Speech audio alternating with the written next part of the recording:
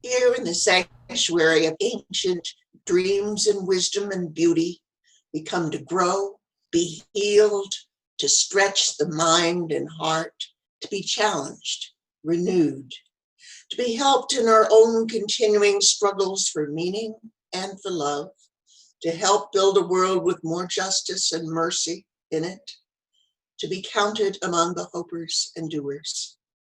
In the face of cynicism, darkness, brutality around us and within, we seek to align ourselves with a living community that would affirm rather than despair, that would think and act rather than adjust and succumb.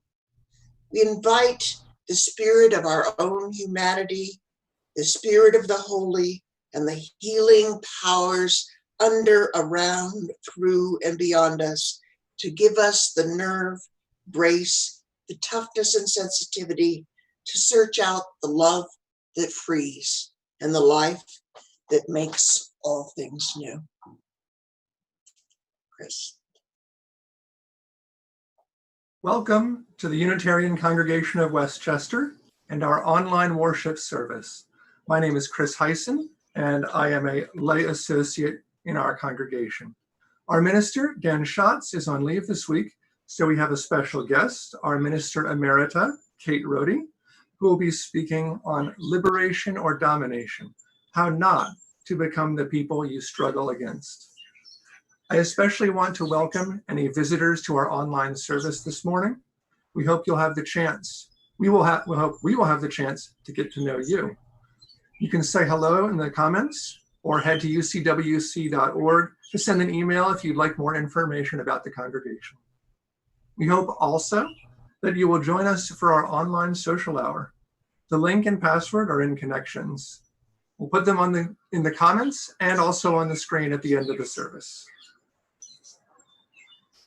Unitarian Universalism holds that great good comes from wide diversity. So whoever you are, whomever you love, whatever your heritage, and from wherever your beliefs spring, we are pleased that you are here. Let us walk a while together. As a reminder, please check connections and our online calendar for announcements and for information on how to access our various online events. Our chalice lighting today is from Liberian Sun by Henry Johnson Jr.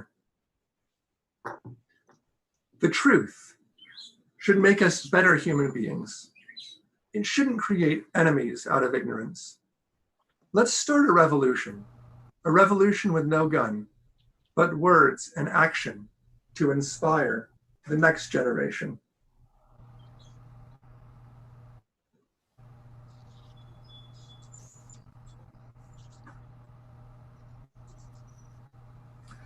Please join me now at home for our first hymn, This Little Light of Mine.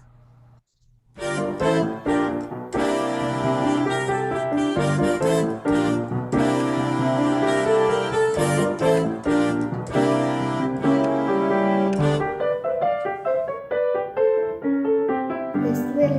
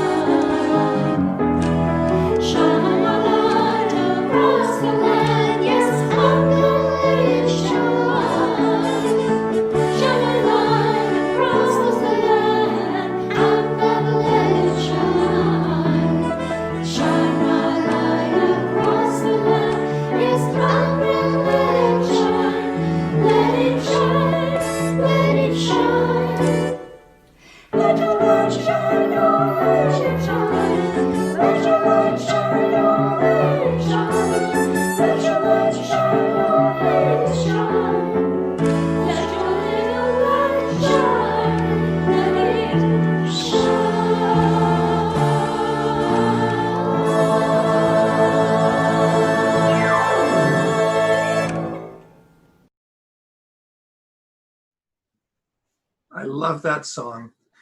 Please join me now for our unison affirmation. We gather, aspiring to be a thriving, caring, and welcoming community that supports each person's spiritual journey, embraces diversity, challenges us to live responsibly, and is a catalyst for a just and compassionate world.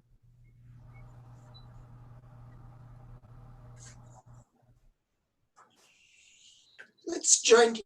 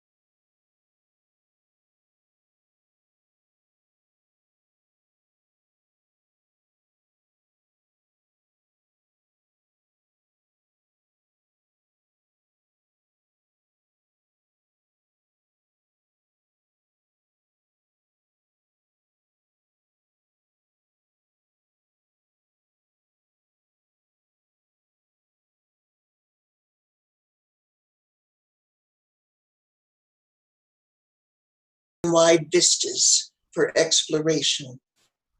Some beliefs weaken a person's selfhood. They blight the growth of resourcefulness.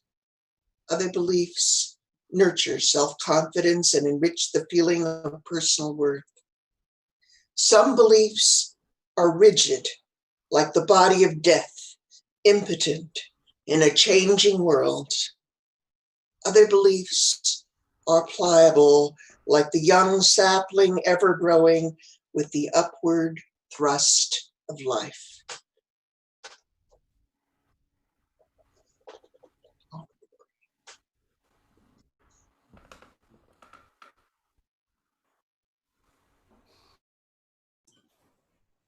We are grateful for the gifts of our members and friends.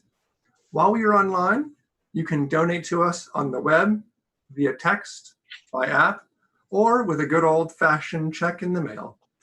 Please also consider adding a little something to your monthly pledge. Thank you for your generosity in every form. We will now receive the morning offering.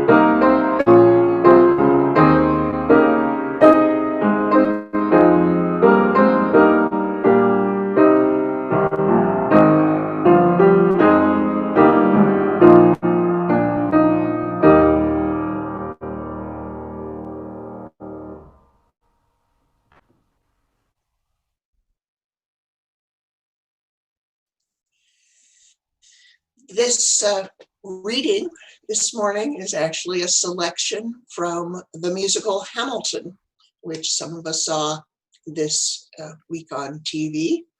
It is about a revolution. Oh, am I talking too loud? Sometimes I get overexcited, shoot off at the mouth. I never had a group of friends before. I promise that I'll make y'all proud. Let's get this guy in front of a crowd. I am not throwing away my shot. I am not throwing away my shot. Hey, yo, I'm just like my country. I'm young, scrappy, and hungry, and I'm not throwing away my shot. I am not throwing away my shot. I am not throwing away my shot. Hey, yo, I'm just like my country. I'm young, scrappy, and hungry, and I'm not throwing away my shot. Everybody sing. Whoa, whoa, whoa, hey, whoa, whoa, whoa. Say, let him hear you. Yeah. Let's go. Whoa, whoa, whoa. I said shout it to the rooftop. Whoa, Sit to the rooftop. whoa. Now come on. Come on, let's go. Rise up when you're living on your knees. You rise up. Tell your brother that he's gotta rise up. Tell your sister that she's gotta rise up. When are these colonies gonna rise up? When are these colonies gonna rise up? When are these colonies gonna rise up? When are these colonies gonna rise up? Rise up! I imagine death so much it feels more like a memory. When's it gonna get me? In my sleep, 7 feet ahead of me. If I see it coming, do I run or do I let it be? Is it like a beat without a melody? See, I never thought I'd live past 20. Where I come from, some get half as many. Ask anybody why we living fast and we laugh, reach for a flash. We have to make this moment last. That's plenty. Scratch that. This is not a moment. It's the movement where all the hungriest brothers with something to prove went. Foes oppose us. We take an honest stand. We roll like Moses, claiming our promised land. And if we win our independence, is that a guarantee of freedom for our descendants? Or will the blood we shed begin an endless cycle of vengeance and death with no defendants? I know the action in the street is exciting, but Jesus, between all the bleeding and fighting, I've been reading and writing. We need to handle our financial situation. Are we a nation of states? What's the state of our nation? I'm past patiently waiting, I'm passionately smashing every expectation, every action's an act of creation. I'm laughing in the face of casualties of sorrow. For the first time I'm thinking past tomorrow. And I am not throwing away my shot. I am not throwing away my shot. Hey, yo, I'm just like my country. I'm young, scrappy, and hungry, and I'm not throwing away my shot. We gonna rise up, time to take a shot. We gonna rise up, time to take a shot. We gonna rise up, rise up. It's time to take a shot. Rise up, rise It's up. time to take a shot. Rise up, It's time to take a shot. rise up. Take a shot. Shot. Shot. Hey, yo, it's time to take a shot, time to take a shot. And I am not throwing away my shot.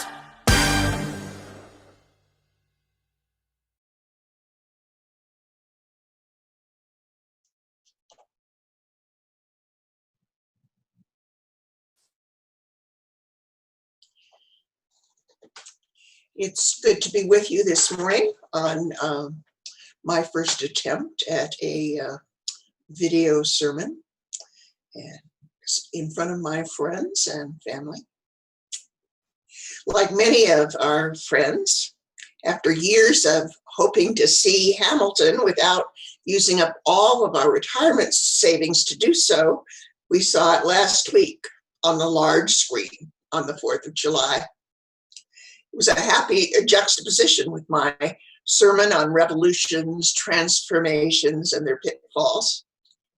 I've been thinking a lot over the year, and even more so recently, about revolutions, mass social changes, and their dark sides. I realized I have more experience than I might have thought with political and social revolutions. Despite our nation's revolutionary history and roots, our country in my lifetime has mostly backed counter-revolutions, counter-revolutionary movements abroad. I was born during the Chinese Revolution, which we did not support. In my first decade, we supported the overthrow of democracy in Iran and in Guatemala. We might not have backed colonialism, but as nations all over the world were freeing themselves from colonialist rule, we didn't exactly cheer them on. We didn't back the overthrow of Batista in Cuba or Noriega in Nicaragua. And most of us were actually pretty unaware of all of that going on all around the world. I remember in ninth grade geography, we all had to memorize all the countries of the world and their rivers and their capitals. And I did so faithfully. Only by the time I graduated from high school, almost half the countries had changed their names after having decolonialized. But I didn't learn in school or much of anywhere else much about the stories of these countries as they went through all these changes, how it happened, what it was like for them. But in my second decade of life, I did become aware of a small country in Asia that had fought off French colonialist rule only to devolve into civil strife, North against South. It was a country called Vietnam. As I grew into adulthood, I learned more about that little country. I learned that once again, my country was involved in a revolutionary struggle on what most people foresaw would be the unpopular side. My own close-up observation of revolution was in the late 80s when I was minister here in Westchester and took a 2-week trip to El Salvador in the midst of their revolution. I had a rich opportunity to talk to the numerous parties in all segments of the struggle, the government officials of the oppressive right-wing government, military officers and soldiers in the mafia-like army, probably some of whom were involved with death squads, liberal groups trying for peaceful change within the bounds of the then current society, priests at the university, some of whom were later shot by death squads, everyday people trying to keep alive under an oppressive government without getting shot by anyone, just keeping their heads low. And of course, the revolutionaries themselves. An awful lot of them were youngsters with guns nearly as long as they were tall, and their leaders who were old at 28 or 30. And again, villagers who supported the revolutionaries and hoped to see them topple the repression under which they had long lived. Our government, of course, supported the status quo despite the death squads. Unusual was support coming for the revolution from the Catholic priests and even eventually the head of the Catholic Church, Archbishop Romero, who himself was gunned down by the government death squads. It was scary, it was bloody, sad, and yet the revolutionaries were filled with hope. 5 years later, I came back after the Civil War. No one had really won or lost. It was a stalemate. They tried to go on with things, and I got to see something of what happened in the aftermath and heard a lot of conversation from people on the ground about it all they'd gone through, been worth it. There are less violent revolutions. In our country, I think the civil rights movement would qualify as a mostly peaceful revolution. There was, of course, terror and violence visited upon those who sought to revolutionize our country's approach to race. But the revolutionary movement itself was not a violent one. There were revolutionary changes in Eastern Europe, and only a few of them required some kind of armed struggle. After years of armed clashes, though never a full-blown military struggle, apartheid fell in South Africa, and the Black majority took power without armies clashing.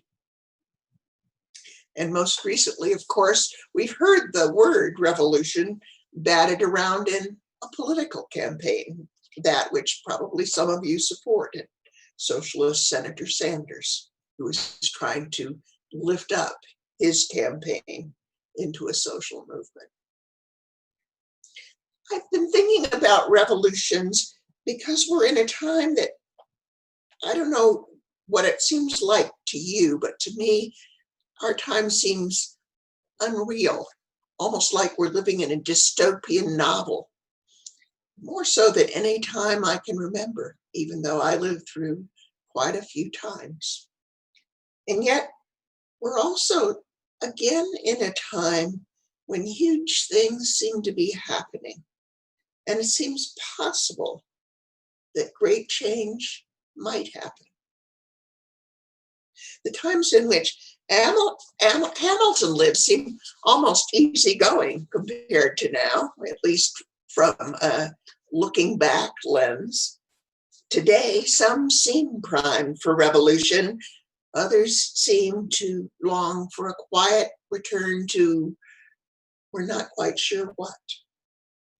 And in the midst of this, rather than an anchor, rather than the inspiration faith seems to provide in some cases, the liberation theologies of Romero, the Black Church for King, the Satyagraha for Gandhi, or the Enlightenment deism of our founders, there's seemingly nothing that really binds us, that says this is our core, this is our vision.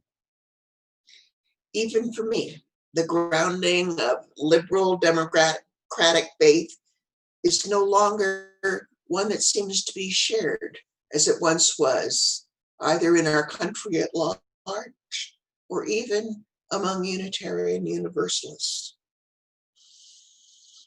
Even leaders in our faith who have thrown it over, we no longer believing in the free exchange of ideas leading to truth, or a democratic process in which all have a voice, and have exchanged that instead for trendy pop social theory that seems, at least to me, to boil down to original sin with no way out. Revolutions come out of pain. People are suffering under oppressions, poverty, racism, the need for freedom. They're a system they want to break out of. And most often they want to get rid of a king, a dictator, an oligarchy within their country, or they want to break away from a system or another country and be their own people. No longer a colony, no longer enslaved, no longer a part of a larger empire. They want to change from domination to something else. There is a hierarchy dominating them, and they want a life off the yoke. And yet so often it doesn't really seem to work. You shed blood, you have great ideas of a new way of doing things, a utopian way in which people are equal and work together, and men are women and women are as one, and the lower classes are no longer beneath the heels of the rich. You rid yourself of the old symbols, execute the czars. Great ideas of new ways of doing things, and less than a generation after the czars are gone, you have Stalin. Marie Antoinette goes to the guillotine, and not long after, the revolutionaries create a reign of terror and begin to execute one another. Robespierre is at the guillotine himself. In Iran, the Shah is overthrown and those who believe in democracy rejoice. And then, not long after, they flee as the Ayatollahs rise.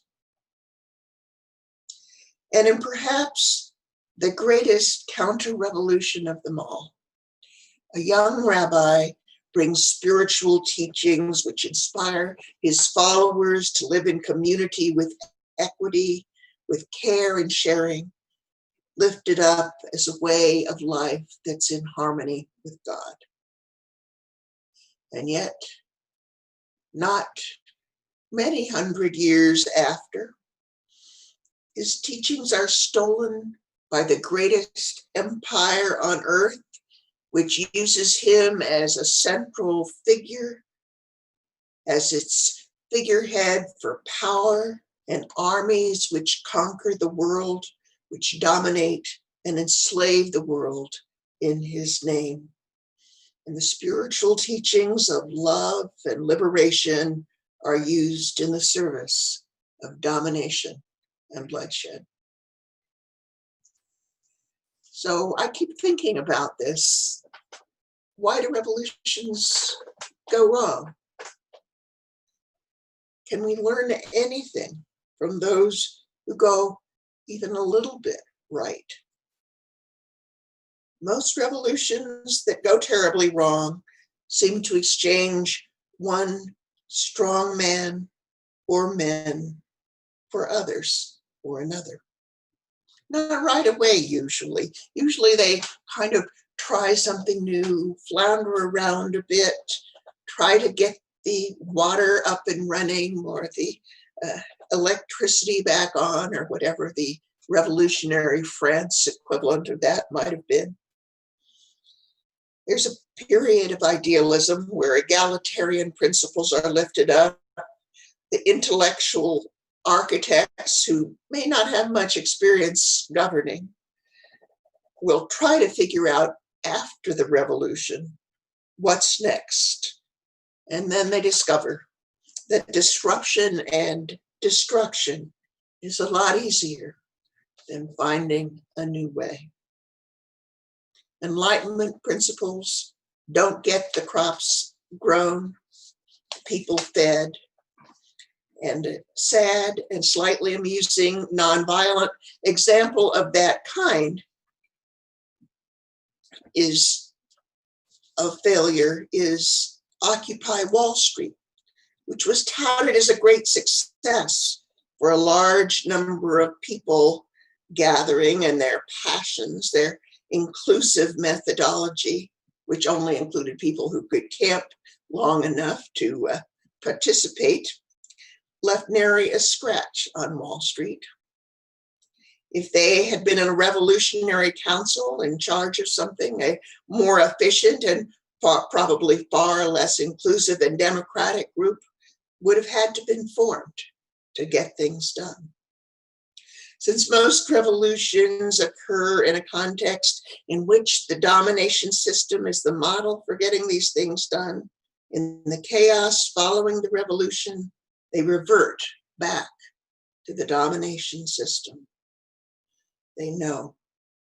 And most revolutions are fought against enemies, sometimes enemies who exemplify a philosophy. So even when the guns are silenced and the enemies seemingly given up, there will not be a cease of hostilities, of the hostilities that led to revolution. And all too often, the winners are not generous victors. The losers have not changed their mind. And the conflict continues, undermining any vision of a more egalitarian, peaceful world. A revolutionary new society is not one in which we're constantly looking within for enemies and killing, jailing, or even just sending our enemies to re-education camps, or even mobbing them on the internet and getting them fired from their jobs. The ideals we champion, democracy, free speech, equal recognition of our humanity, too often is only applied to our friends and not to ourselves.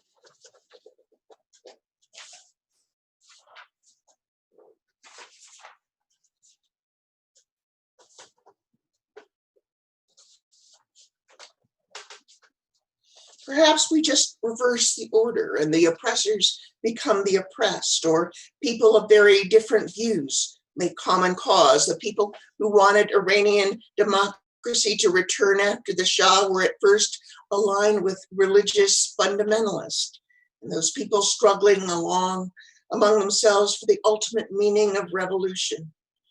It's rarely the more visionary, compassionate, tolerant group that wins out. It's not the Democrats or the pro-democracy. It's the tyrants and the ideologues. We're in a struggle now, the worst international health crisis in a century, with an uncertain future and vast economic and international disruptions in its wake. We're also in a renewed focus in our struggle with racial justice and some of its many attendant issues.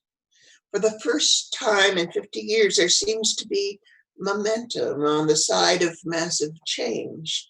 However, as often happens at such times, there's a huge clash amongst those who support change. There are those who have modest reforms in mind and those who have massive, even revolutionary ideals they're pushing. I myself have always tended toward the more far-reaching ideals, but stopped short of the radical ones. As a college student, when the left rose in the 60s, I was anti-war, civil rights, feminist, and ecologically minded. But on my lefty campus, I was a moderate. I didn't want to burn anything down, start an armed revolution. I didn't even vote, as the majority of my classmates did, for the socialists. Just Gene McCarthy. I participated in electoral politics, worked on the campaign of one of the country's few anti-war senators. And a few years later, we successfully chose the country's furthest left candidate in the 20th century, George McGovern, who lost ignominiously. Those were turbulent times too. The left also was factionalized between the illiberal radicals and the people who thought that such an approach was a pipe dream, but also had a reluctance to try to gain power in illiberal, even violent ways, even though we saw the argument that power was currently wielded by the violent and the corrupt. We forget sometimes today, amidst the violence by the right back in the 60s, the war, the segregationist bombings and murders, the Chicago police, and the like, we forget that the illiberal left actually bombed buildings and robbed banks, and that a few score people died. Today, the violence and repression is still more on the right than on the left. But the attack on liberal values by so-called progressives has become prolonged and fierce. The call-out culture reigns online. The university students try to ban speeches, sometimes leading to violence. But more importantly, faculty are cowed, afraid of being reported by their students for offending on this or that small matter. Some have lost their jobs for offenses as small as asking students not to get too upset about their fellow students' Halloween costumes. Alumni are successfully pressuring schools to withdraw admission offers from students who posted something racist when they were 16 years old. In some UU churches, people are told There's only one acceptable theory on race, and they should not read the wrong books. At a recent national meeting of the ministers, able-bodied, cisgendered white people were not allowed to speak to motions made at the yearly meeting. This last year, a prominent minister who wrote a book that a group of Unitarian Universalists disapproved of was demonized and persecuted and had his approval removed for ministry without any specific charge of wrongdoing as a minister. No charge was brought on bad conduct, nor was it ratified. Long-standing and respected clergy have been blacklisted for having the wrong views, and nominees to various offices are quizzed for correct ideology. In the larger national picture and more important arenas beyond our church, it's unclear whether the Black Lives Matters movement will push for and achieve a really profound change and adjustment to the way we do public safety, or whether we will devolve into a choice between weak, ineffective reforms or unworkable utopian notions. Back to Hamilton. An amazing young man who was an important figure in a partially successful revolution. One of his unique revolutionary successes was that he sustained his revolutionary ideas beyond the revolution. He and his fellows had ideas and ideals beyond just getting rid of the king. They had a vision for a nation without kings. It was hard. People were tempted to revert back to what they knew.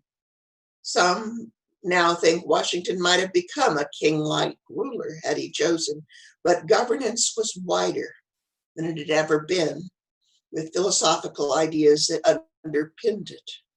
Indeed, the ideals, all men are created equal and the consent of the governed, were far grander than anything the founders put in place.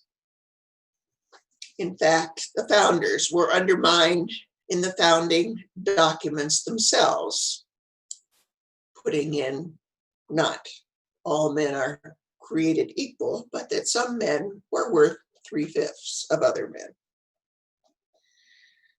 But still, the Enlightenment principles undergirded enough of what was put in place that it pushed the nation to evolve in a more enlightened direction, rather than returning to the despotism of old. Hamilton himself went beyond ideals into practicality, into governing. He had ideas and implemented them into how to structure a new system that would make a new nation work and not flounder. He designed us to embody in a practical way what the revolution was all about. And others did the same. The Bill of Rights in particular, they institutionalized the revolutionary experiment with an Enlightenment-based democracy. This allowed for the possibility that the revolution would grow into and beyond its ideals. And it has grown, not into its ideals, but beyond where they once were. It's come a long way in the right direction. Or at least it seemed to until recently. But as is pointed out, in Hamilton itself, the founders were also profoundly flawed. Hamilton died in a duel, an institution long pre-Enlightenment, an institution that heralded back to pre-Enlightenment ideas of honor culture.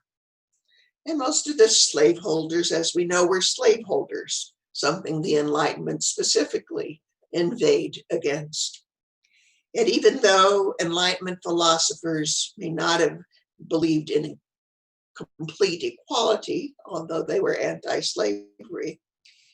That equality, that sense that that was a founding ideal, has haunted us throughout our history. The entire civil rights movement was argued using the Enlightenment words and ideas lifted up, though not practiced, by the founders. Martin Luther King's most famous speech in the March on Washington talked about America's failure to live up to the promissory note of equity and freedom. King envisioned it as a note going back to the founding and renewed after the Civil War. And his message was, pay up. Don't give us a bad check. Stop coming back and telling us this bad check has insufficient funds. Despite it being long overdue, never paid, nonetheless, said King, that promise was made. That check was written. This was one aspect of Hamilton's revolution. It was a long-term promise and aspiration, and that is what Martin Luther King was calling out. He wasn't calling out an individual. He was calling for the nation to live with its founding ideals. King drew on another revolutionary leader, Jesus. And this is where I think most revolutions miss the boat.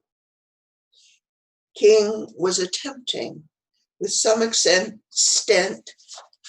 success, to continue the American Revolution. He died before he could embody the other aspects of his agenda, economic justice and demilitarization. But as a revolutionary, he needed spiritual and moral sustenance to help him maintain his commitment to the ideals and not burn out or give up on the core ideals of change.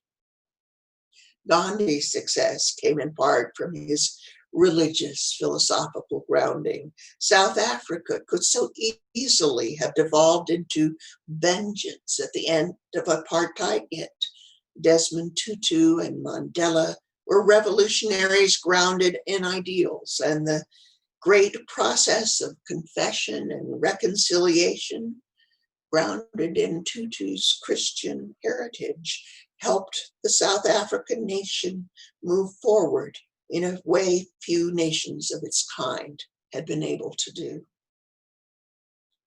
Successful revolutions need compassionate yet firm leaders, sustained from within by something deep and lasting. For King, it was a personal relationship with God and his Christian faith that got him through times of deep despair and fear. For some, it's a deep relationship with others that keeps them honest, supported, and reminded to be loving and compassionate. As we move ahead in time to come, I hope that our future will bring profound changes. But I hope that as a liberal religious community and people living in a time where our nation has been led by a person lacking in grace and compassion, that we will lift those things up. Revolutions without grace and compassion are just more of the same and even worse. We can only have a good revolution when the revolutionaries are more compassionate toward the other side than the other side has been towards us. We can only have a good revolution when we're willing to do the work to be new people and create new ways. We can only have a revolution if others are inspired by our ideals to continue the revolution beyond us and help us fulfill its promise. We can only have a revolution with practical ways to embody it in our day-to-day lives. We never know exactly what's going to bring down an old regime, when a change is going to occur. Sometimes we've been trying really, really hard for something to change, and then suddenly it does. We don't know how. So we have to be strategic. We have to think ahead to what the new will look like and how we can embody it. We have to have within ourselves a spirit of sustaining passion and compassion for new ways to be together. We have to have compassion for all in times of revolution, or lose our heads too.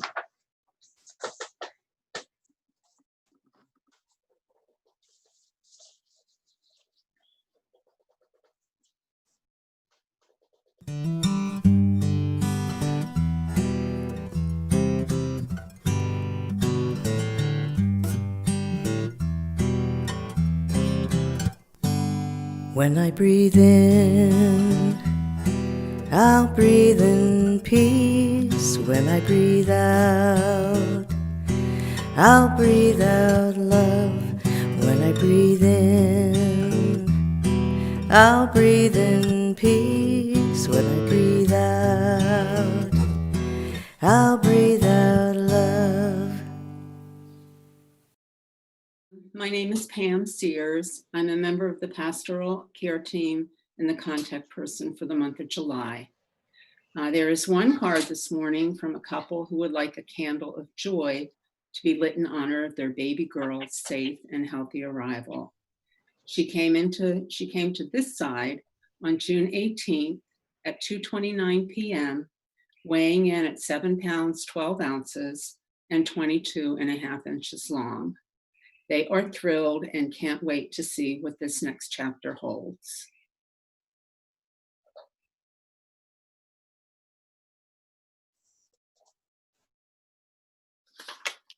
And as always, we light a candle for those joys and sorrows not spoken, but in our hearts.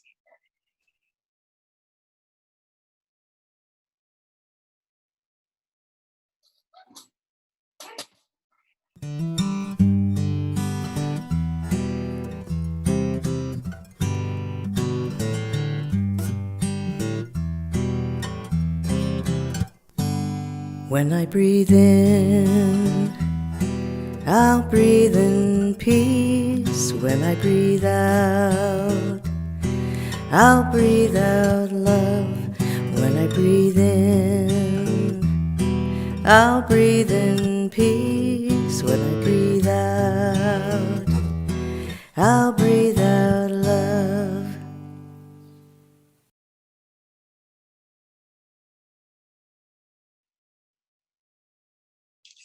My mother, in a gift to me once, gifted me with this prayer for times of turmoil. Oh, teach us to outgrow our madness, ruffle the perfect manners of the frozen heart, and once again compel it to be awkward and alive to all it suffered once a weeping witness. Clear from the head the masses of impressive rubbish. Rally the lost and trembling forces of the will. Gather them up and let them loose upon the earth, till, as a contribution of this star, we follow the clear instructions of that justice, in the shadow of whose uplifting, loving, and constraining power all human reasons do rejoice and operate. Amen.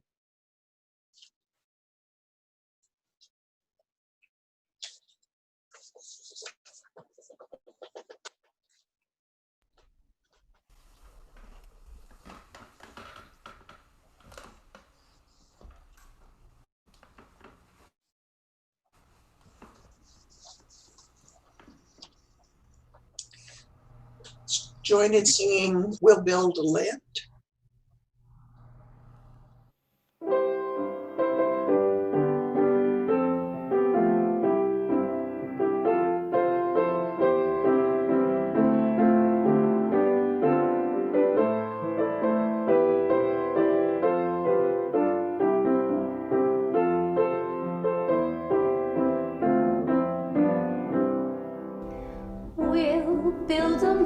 where we bind up the broken. We'll build a land where the captives go free, where the oil of gladness dissolves all mourning. Oh, we'll build a promised land that can be. Come, build a land where sisters and brothers, anointed by God, may then create peace, where justice shall roll down like waters, and peace like an ever-flowing stream. We'll build a land where we bring the good tidings to all the afflicted and all those who mourn, and we'll give them garlands instead of ashes. Oh, we'll build a land where peace is born. Come, build a land where sisters and brothers, anointed by God, may then create peace, where justice shall roll down like waters, and peace like an ever-flowing stream. We'll be a land building up ancient cities, raising up devastations from old, restoring ruins of generations. Oh, we'll build a land of people so bold. Come, build a land where sisters and brothers, anointed by God, may then create peace, where justice shall roll down like waters, and peace like an ever-flowing stream. Come, build a land where the mantles of praises resound from spirits once faint and once weak, where like oaks of righteousness stands her people. Oh, come, build the land, my people we seek. Come, build a land where sisters and brothers, anointed by God, may then create peace, where justice shall roll down like waters, and peace like an ever-flowing stream.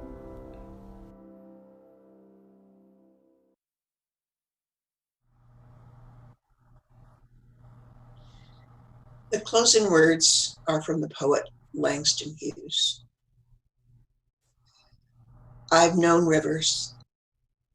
I've known rivers ancient as the world and older than the flow of human blood in human veins. My soul has grown deep like the rivers. I bathed in the Euphrates when dawns were young. I built my hut near the Congo and it lulled me to sleep. I looked upon the Nile and raised the pyramids above it. I heard the singing of the Mississippi when Abe Lincoln went down to New Orleans, and I've seen its muddy bosom turn all golden in the sunset. I've known rivers, ancient, dusky rivers. My soul has grown deep like the rivers.